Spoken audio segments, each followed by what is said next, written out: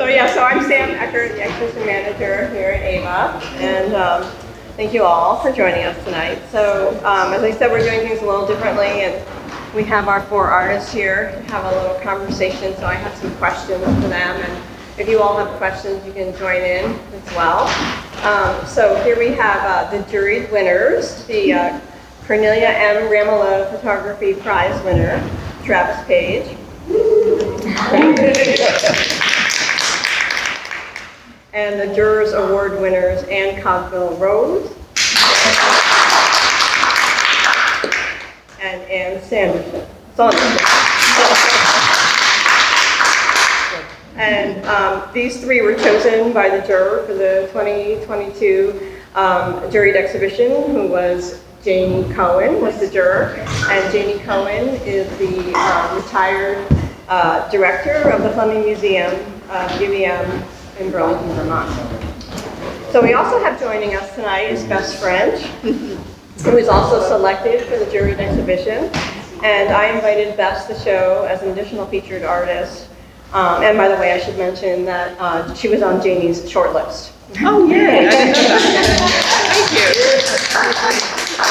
Thank you. So here we go. So I thought it would be great for them to each introduce themselves and say where they're from, and then maybe tell us what their title of their show is and how they arrived at that title. So what that title is all about. So I'm gonna start. You want me to start? Or you want to start? Yeah, I can start. So my name is Travis Paige again. I work here at AVA. I live right in this neighborhood, just about 3 blocks that way. So I live in Lebanon. My title is A Sense of Place, and I came up with that title. First came up with the word place. I said I wanted something simple, and then somebody said, "How about a sense of place?" I said, "Hey, that sounds great." So I chose that, and I wanted a title that was, not so kind of more open. So I was able to choose. I just didn't want to focus on one subject, so I wanted to show a lot of my photography, and so that's why I chose that title. Okay, I'm Ann Cogbill Rose, and I live in North Thetford, Vermont, with my husband and chickens and 3 sheep. And in fact, that might be one of the sheep from last year there. My title is True Colors. And I thought a lot about the title. I didn't know we needed one to start with, so I had to, after I painted most of my paintings, I thought I have to figure out a title that will fit with my paintings that I already have. And color is very important for me, and they are true. I mean, the colors are true colors, and I made them myself too, so they're even more true. But then the people that I've painted, I've always tried to paint the true person. The true essence of a person. So that's where True Colors came from.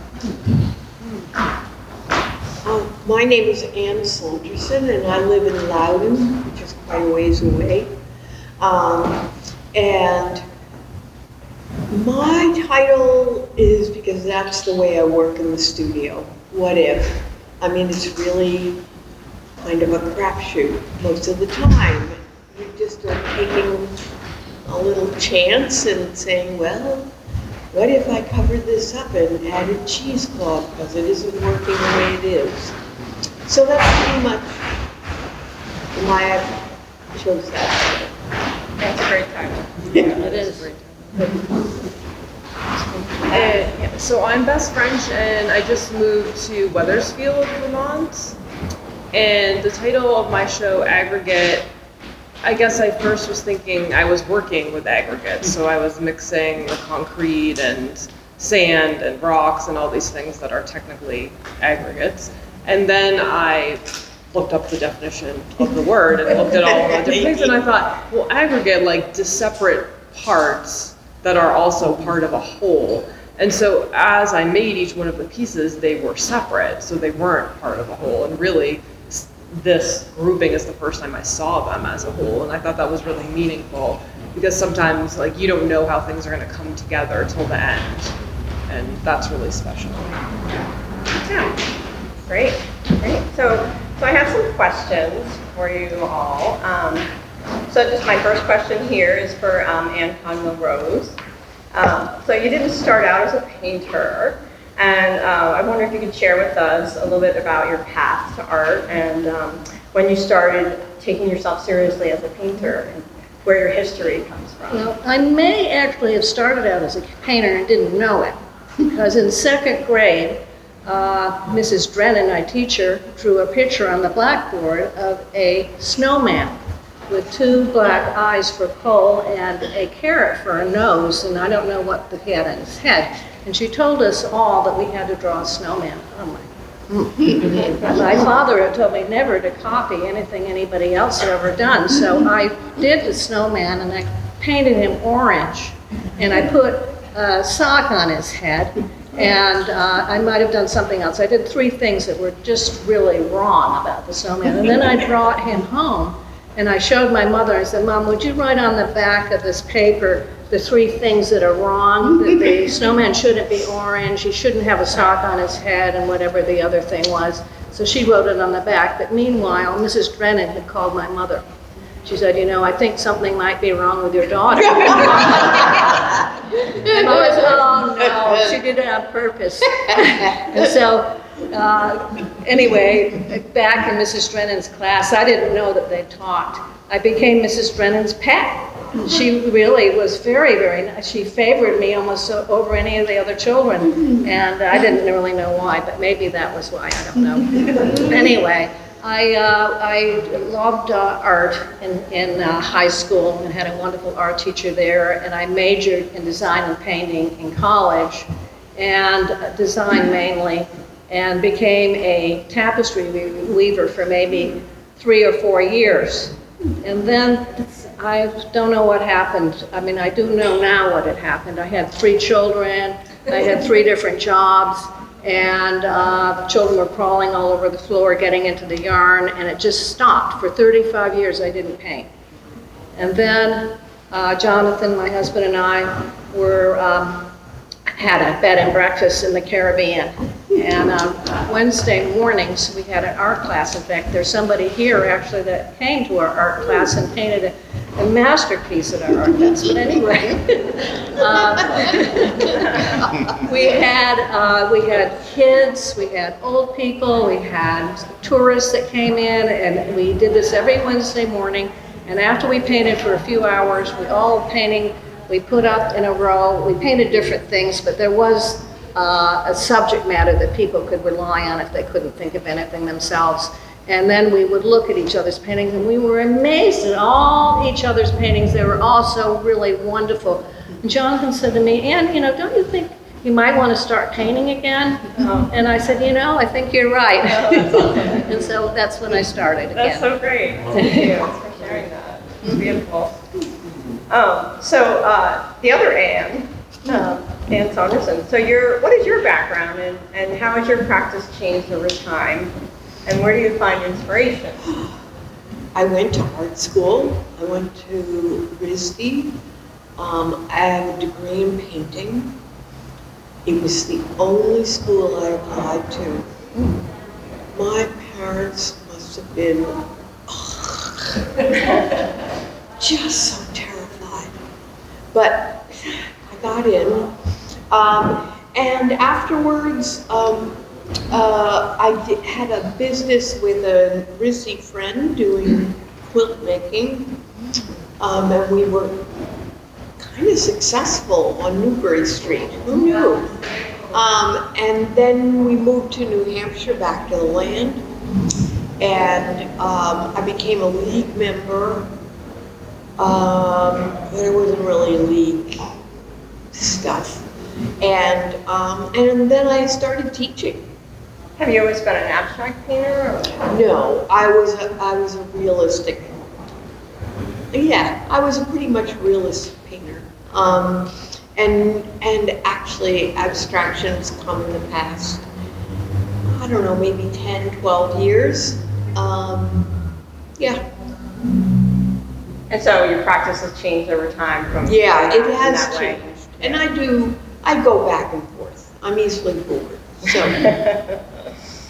Well, that's great. You know, your work is very inventive, and I was saying to Dave earlier how you're very courageous and you take a lot of risks in your work, which I really admire.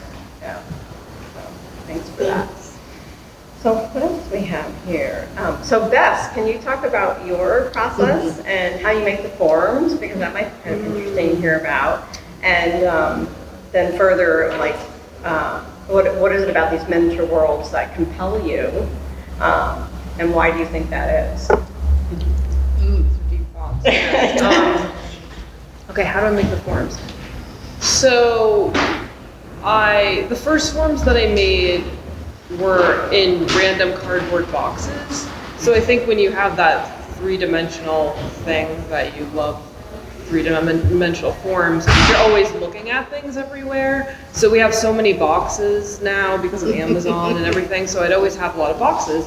So these long forms, and I thought, I'm just gonna pour concrete into these randomly. So I taped the inside, I went to the hardware store, got all the supplies. I hid behind the house because I didn't want anyone to see me mixing up concrete in boxes.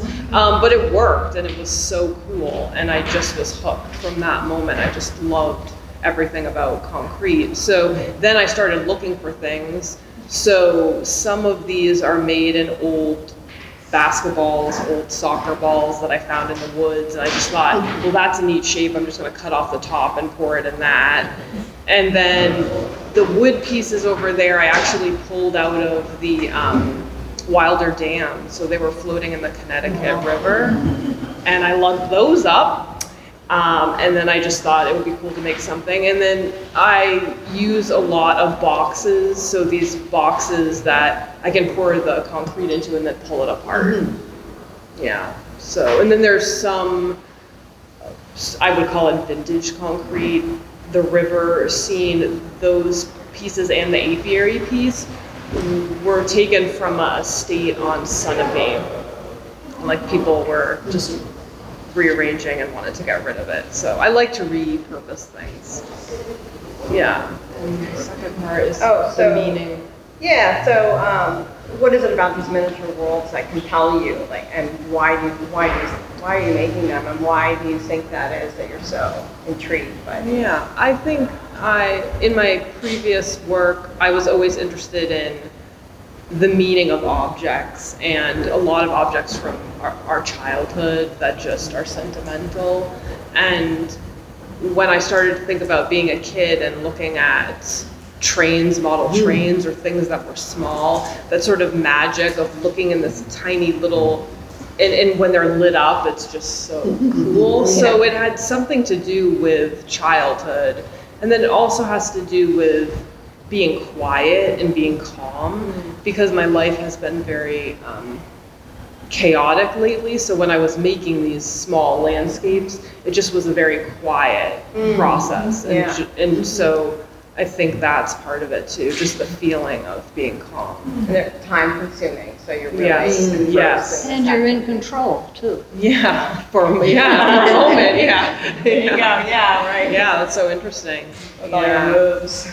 Yep. Yeah. You know, the other thing about them is, I don't know, when I go to shows or when I paint, I like painting big paintings, but the things I want to own are things like that.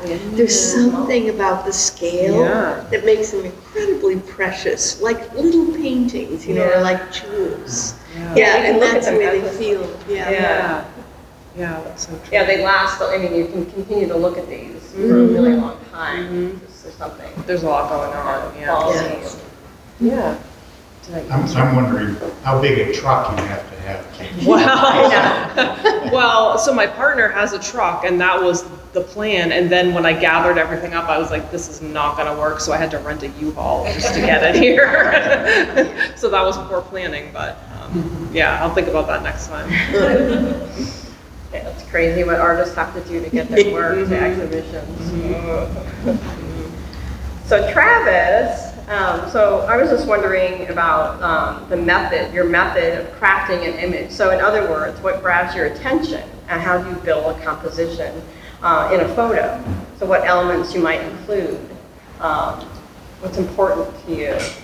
Oh, well, the first part of that question. Well, I think the key is I take a lot of photos. So sometimes I plan where I'm going and sometimes I don't. So a lot of the pictures I've taken is just places that, we visited, vacations or on the way home from somewhere, or just, something that's just happening at the moment. So I guess key is always have your camera with you and take a lot of pictures. It's usually only one out of 1,000. So I guess that's the beauty of digital too. You can take a lot of photos. So and if I go someplace, I guess I will just spend a lot of time in one spot. Patience, I guess. So if you go to from at a building or a waterfall, or just spend a lot of time there and just get different angles, let the light change, and go there. If you really like the spot, keep going back to that same spot. So these images with water and ice, you were telling me about, because I really don't know a whole lot about photography, but you were talking in your photo language, and I had that look on my face. You were talking about how, like, the water, you can make it look soft, and how you really play with those elements. Yeah, I play around with very long exposures with water. I take very long exposures. I try using different filters. So you can buy filters that actually block the light, and then that makes you take longer exposures, so you get more of the silky, which I think really is what the eye sees. My father would always say, "I hate this. I hate the you like just the static, where you see the drops, but it's not really what you see. I mean, you actually see the flowing of the water." Right. So. And how did you learn all these things? Just from you taught yourself or? Yeah, I'm self-taught. I just trial and error. I mean, first you got to understand your equipment, and it becomes second nature after a while. And then you just start, you read about it and all that. But it's mainly trial and error. And then you keep buying, and every time you buy a new piece of equipment, without somebody knowing about it. So then you go out and explore that piece of equipment. So a new lens or a new filter or, maybe a new camera. But and then you just, it's almost like Christmas, you maybe it's the same with a new brush or a new. Yeah, sure, it's the same thing for all artists. We're always buying supplies, right? I mean, I'm just. And exploring what you can do with that, I really like it. It's called a 10-stop filter, so it blocks almost most of the light. And some of my exposures can be minutes long. And some, you're sitting at a brook, with waders on, and, it's just, and you're part of the scene. So, That's great. Oh, I like that. Yeah. Part of the scene. Yeah, that's neat. Yeah. It seems like you're trying to capture time. Yeah. That'd be fair to say. Yeah. So I can remember it myself too. And translate it for all of us. Right. Do you work with film too? Yes, and that is, yes, but not as much as digital, but yes. In fact, the photo that won the prize was taken with a Mamiya film camera. So, and I typically, if I shoot film, I bring my digital with me also, so I can shoot both, which is great. So you can see, you can kind of see what you're going to shoot with the film camera, with your digital camera, and then you can kind of help with the adjustments with your shutter speed. And do you use black and white film? Only black and white. And what's your favorite? I use Ilford film because they have a pretty good selection. It's probably 400 speed. If I'm doing portraits, maybe 120. And I do all my developing myself. I don't do color because I don't know how to develop color, but it's more of a process. And the chemicals are harsher and all that. Black and white I can do right in my office. It's real simple. And then I scan my negatives with my digital camera. And then I can process it like I would a regular photo. Oh, wow. So it's kind of half digital, half analog. So I don't do prints. So. Is there a special printer that you need to use for this type of like of professional photography? No, everything is sent out. Yeah. It's a whole other process. Right. Making sure your screen is right, making sure your inks. I mean, yeah, that's a whole other. A lot of it is having enough time to do all this. That's another. You work full-time, right? We're full time here. I have family. Of course. That's hard. A lot of other Busy guy. hobbies. Yeah. So. Great. So Ann Rose. Your subjects are very unique, and I wonder if you could talk a little bit about this figurative work. And so, did you always work figuratively, or you came off of landscape, or? I always did work some figuratively, but I went through a phase where I did just totally abstract, large abstract color field paintings, but always with color. And I'm part of a critique group here in Ava, and one of the members of the critique group had said to me, he'd seen both of these things. He said, Ann, have you ever thought of getting the color field ones and your figurative sort of get them together into one thing? And I thought, I don't think that's possible, but I'll try. In fact, that's the person that suggested it right there, sitting down. And so I've been working with that thought because color is really important. People are very important, and so that the two areas that had been going zigzagging along with, one first color and abstract, and then people and whatever, I've tried to get them together. Yeah. Yeah, and So they're family members here, but I haven't really been allowed to show some of my more wild paintings that will be shown someday, maybe after I'm dead.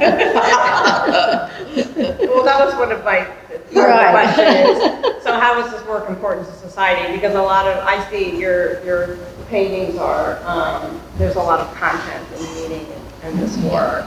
So some of the ones that I haven't yet shown, and I will show them someday, are moments in our life that have public figures in them that are disturbing to me, usually disturbing, although, yeah, that's disturbing, that one is too, that I need for myself to paint, but I'm painting them as a reminder that these things, no matter if it's 10 years from now or 20 years from now, when we look back, these things are going to have a meaning.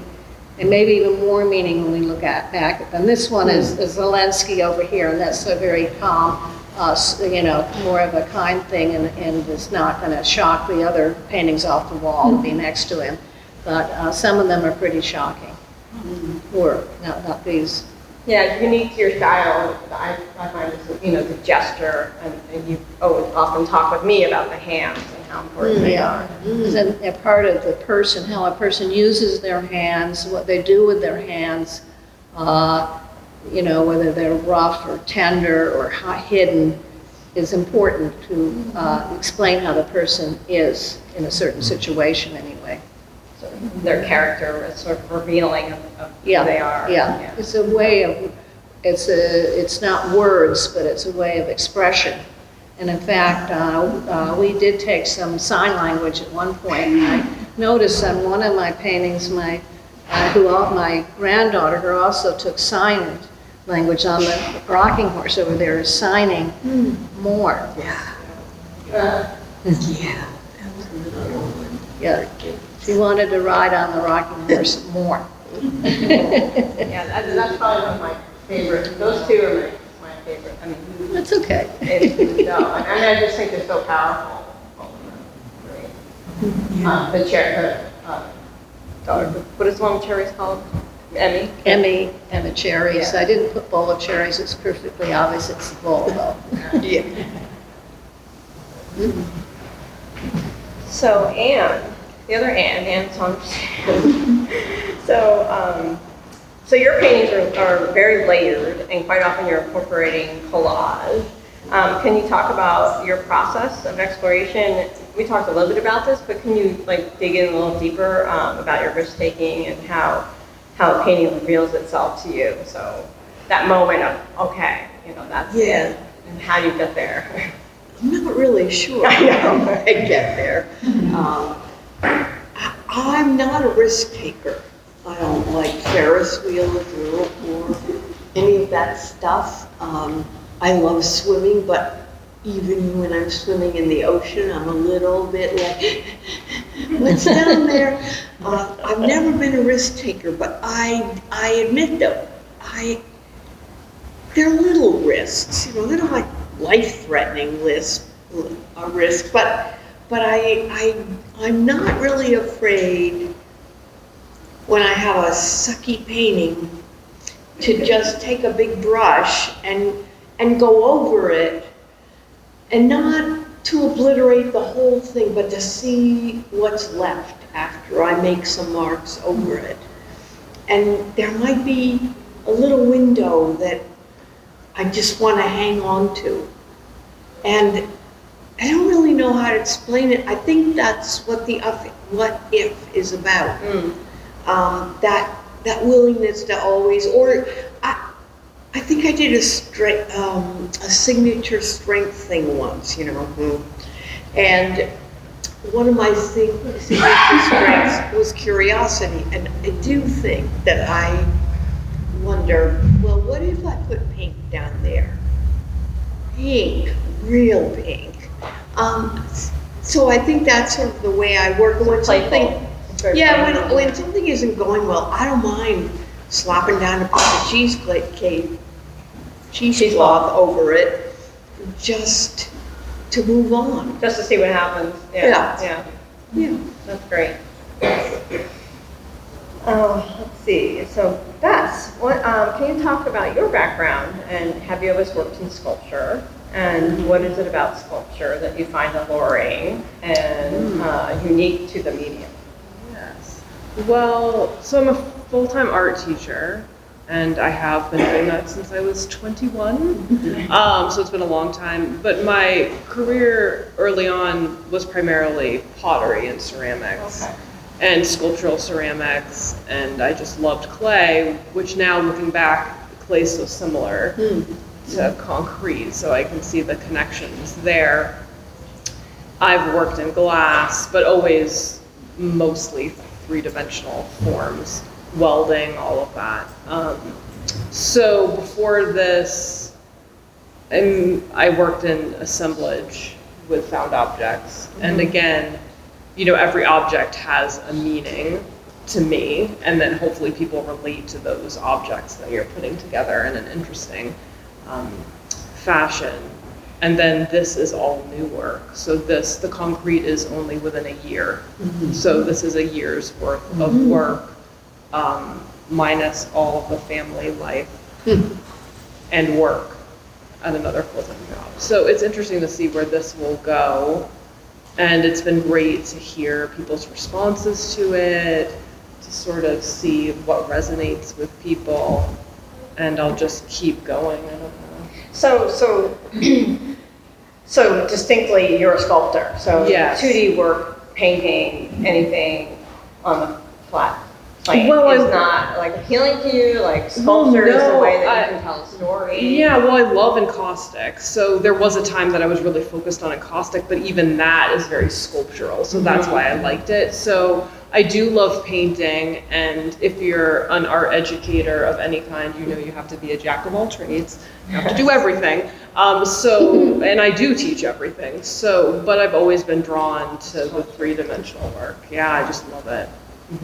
And so the pieces, the round in the barrel pieces. In the bowls? On the wall. Yes. So those, I felt like those were really kind of a departure for some of the other work on the plinths and pedestals, and I really was excited about those pieces for you, and so because they're just kind of a step moving in a different direction away from the more narrative, and how do you feel about that? Are you excited? How do you feel about those? Yeah, so when I was experimenting, trying to figure out what I was going to focus on for this show. I mean, I knew it was going to be the concrete.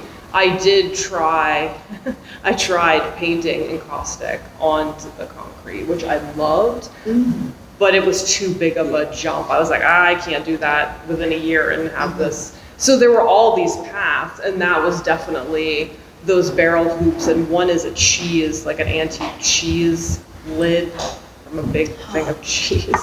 Anyways, you know, I do love that. I love how it looks, and it's just the texture. So I can see myself, I love abstraction too, so I can see myself going that way with the concrete. Although the narrative pieces, I think people are really drawn to those easily because it's so relatable. But there's a lot of places to go with the concrete for me, I think. Yeah, next steps. Yeah, I think those pieces, I mean, they're just, for me, like, just a little bit more mysterious. Yeah. Like, moments. Yeah. Yeah, I loved hearing that. Yeah. Yeah, that was great feedback. Well, thank you. So, Travis, you may have talked about this a little bit earlier, but so my question is, how different for you is your color photography than the black and white? Are you after different results content-wise, or are you, or just an alternative path to the same content? So, the difference between color and black and white for you, Sarah? Well, with digital, of course, everything starts color, and but I'm drawn more to black and white because of the, you know, the detail and the contrast, and maybe people were walking around telling me that they can see it in the photos. They can see, wow, you can really see the bricks, you can really see The texture. The texture. Yeah. So that's why I love texture. I mean, I first started doing HDR photography, where you blend multiple exposures and get all that depth. And I did it with water first, and then kind of moved on. And I love old things. I love buildings and concrete and stuff like that. So, and in black and white, you can get that texture out of that. Color works well for, you know, landscapes usually and things like that. So that's why, you know, sunsets, of course, and you know, you don't have the black and white sunset, right? So certain things. Yeah, it's interesting how one lends itself better to some, you know, like one kind of image than the other. So you go over again. I start out in color. In the back of my head, I'm always thinking black and white. You know, I'm not. You know, subconsciously, I'm thinking black and white. And when I get back to the computer, I'm trying to change everything to black and white. Wow. Or I might do both. I might try both. Yeah. Not everything looks good in black and white, of course. So, but yeah, it's a lot of. It's not only on the front end where you're doing, you know, you're trying to create something. You know, you walk around a subject, try to take pictures of it. And it's also a lot now with digital. Everything there's a lot of back end post processing. Yeah. You know, you can manipulate the photos. I don't try to manipulate photos too much. I just change. You can like make a certain area like in more focus and things like that, or you can't do that. Just I don't. Yes, but I don't. Yeah. I don't trick it out. I mean, there's so many apps out there now that can change a Yeah. photo, like make it look antique or whatever. I tend not to do that too much, but anyways, that's. Can you talk a little bit about the piece with the arched tree roof? Oh, sure. That was just a really interesting. So I've only been to Paris twice. Once as a 16-year-old and once 8 years ago. But I love old things. I love architecture, and so I just think about Paris a lot even now. Right? So, and that my whole idea with the show was that it's like a hub. You know, everything is. So everything is. So my original idea was to have all these little pictures of Paris surrounding the arc, but they weren't. The quality of they didn't match. So that's why but I always wanted to embed that video and make it feel like you're there at the Arc of Trees. Yeah. So that's I don't know. People really liked it. Yeah. So, So now I just have some general questions. Well, can just jump in. So I was thinking a lot about, so you find out that you're going to have an exhibit at AVA usually about a year in advance. And so I was thinking about, like, can you talk a little bit about your process of planning? Anyone talk about that? Like, what's that like for you? Like, oh, I'm going to have an exhibition in a year. So what happens preparing to have an exhibit? Work your head off. What? You work your head off. Yeah. Yeah. yeah, I mean, I waited about maybe around Christmas time, beginning, and I started thinking about the show. So I first went through every single photo I took. Oh my gosh. How many photos is that? 220,000. So. Oh, God. And then I just kept narrowing it down. And then I started seeing kind of a theme. Yeah. And that's how I did it. A lot of it seemed like you guys, you did the photo, you did your paintings and sculptures for the show. Where I didn't do that, I kind of picked. Everything I printed, I don't think, other than what won the jury show, everything else has never been printed before. So I wanted to make sure everything was new. Yeah. Right. So. Yeah. Anybody else have anything thoughts about that? I just started working right away. Yeah. Just like, I never stopped. Do you have like an idea in your head about, okay, this is Always ahead, before I do anything, I have an idea ahead of every single painting. I imagine it. I don't work on the painting, on the canvas. I work on the painting in my head before I paint. And so I knew there were all going to be people. I knew I had the show, and I knew I could only really do one painting a month.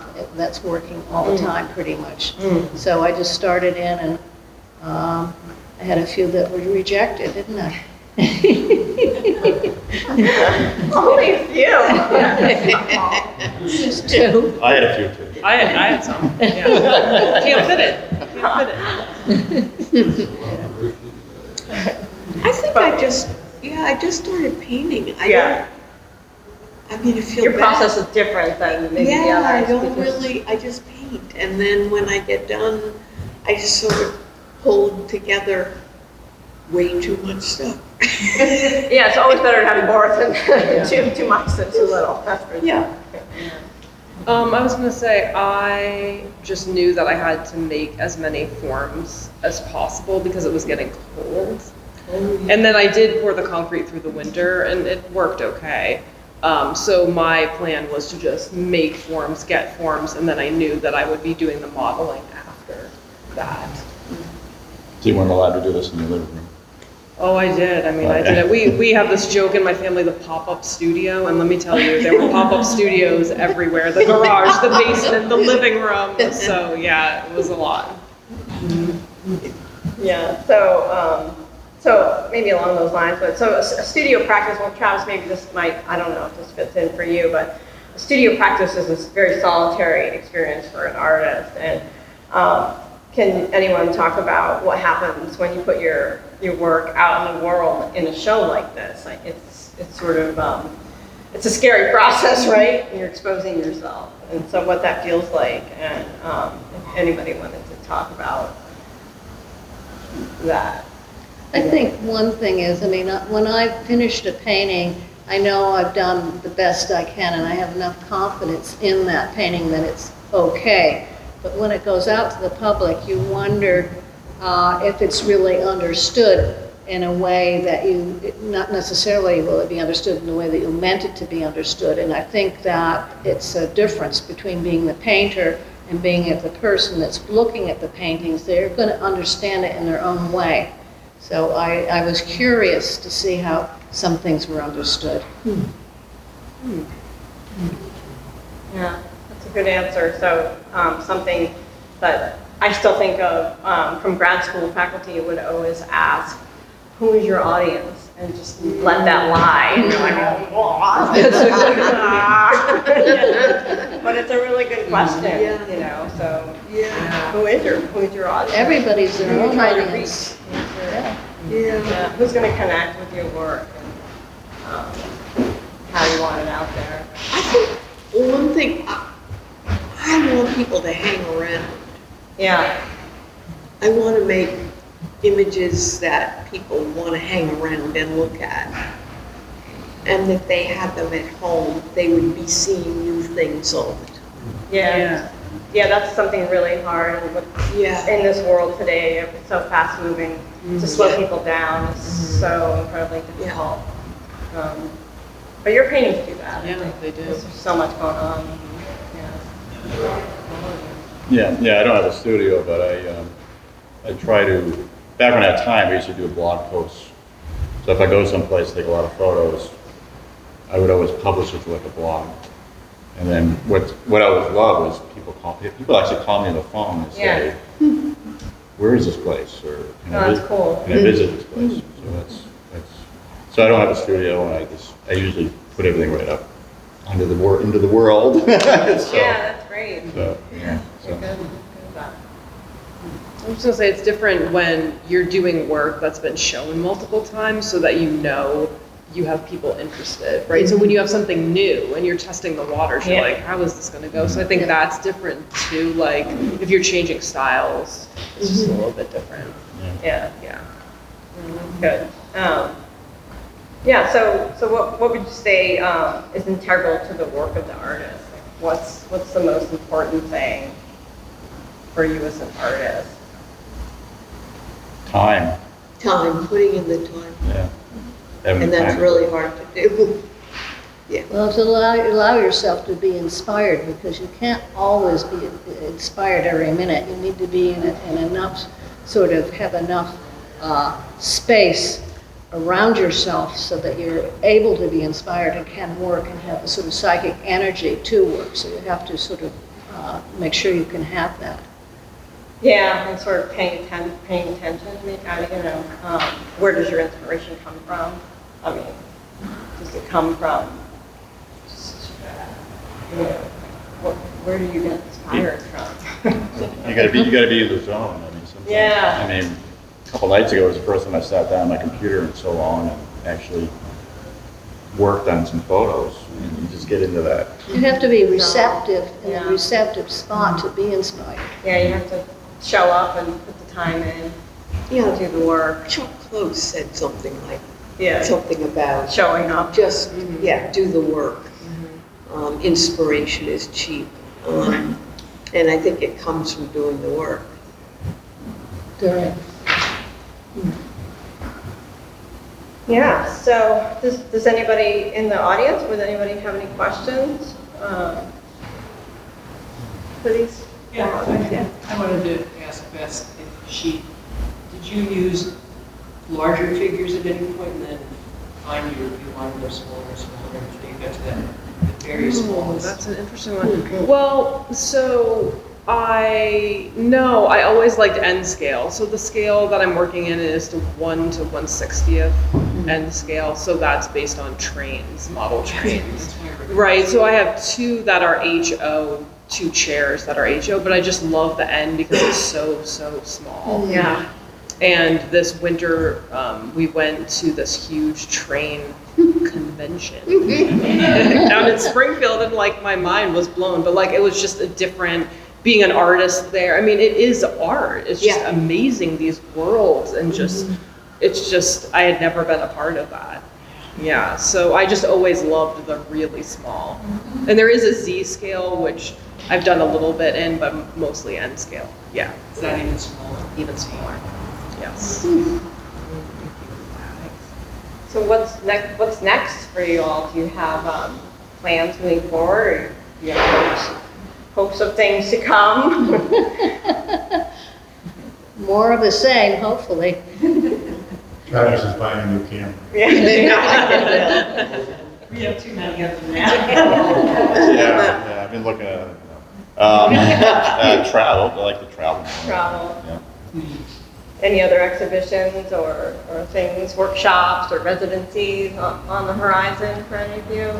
Jonathan and I have a joint show at Toll Hill in August, and I have another solo show at the front in next September, not 2024. Okay, I saw one of your paintings in the window, I was over there. Oh, really? recently. Yeah, they have it very close to the street. It's the one with the man and woman, he has his arm around her. Yes. It's from the back. Anyway, I'm a fan of her work. I could see it from a distance, like, oh, I see it. And Bess, did you have a residency coming Well, up? I canceled my residency at the Vermont Studio Center because I just moved and I'm gonna set up my own studio, so I finally have a nice place to work. So this summer, I think I'm gonna take a break from shows and just focus on getting the studio set up.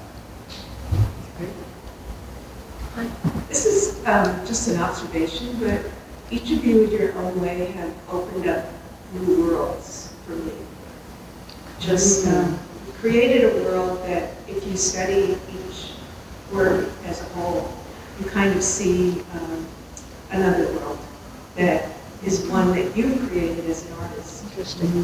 Yeah, that's Great. really beautiful. Thank Yeah. Yeah, thanks. And I think Ann Saunderson, yours is not, I mean, because it's not figurative, it's like an emotional world. A world of emotion and feeling and expression. Yeah. So it's very inspirational to me. That's wonderful. Thank you. Anyone else have a question? I do another one for Ann Rose about your palette, about the colors and the backgrounds. I mean, I know you're repeating colors, which brings it all together. But do you line up? How do you choose? Okay, well, that's really great. I'm glad you asked the question because it's so important to me. The background color sometimes comes along with everything else, but a lot of times at the very end, I tweak or change the background color just to be something that I think is going to be just perfect. And I have color cards. I have 365 different colors. And I may say, oh, that one of Zelensky, I think his background shouldn't be quite as green as the background next to it. It should have a little more yellow in it. Maybe to make it a better painting, but yellow actually is sort of a Ukrainian sort of thing too. So the background color is tweaked usually at the very, very end. And sometimes I may change it 5 or 6 times. It's all very thin acrylic paint, so you wouldn't know there's anything underneath, but it's very careful. So you're using color aid paper and like trying to match, like, are you playing with the paper? Yeah, I mean, Yeah. that's a great way of doing it. Yeah. Yeah, finding your own. Yeah, sometimes I know almost the right color, but then I'm working on one right now, and I've pulled out 4 different colors of a range for the background for that painting. And I'm still not sure. I pulled them out and I stuck them on the painting and left them. My husband came in the other day and said, oh, I think I like the 2 on either end most. Oh, I don't know. I won't go by anything he tells me. But it's very helpful and I will remember what he said. So do people know what color aid paper is? Oh, Do anyone yeah. know what that is? Yeah. I have the same box. Yeah, I'm from school. I know. And it was only $25. It's so Man. beautiful, right? Oh, It's like, yeah. I've cut up a few pieces, but most of it's just sitting there. Well, I think yeah. I should buy it from you.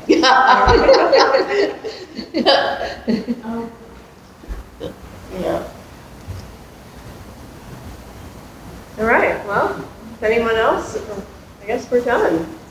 Thank you. Great. Thank you.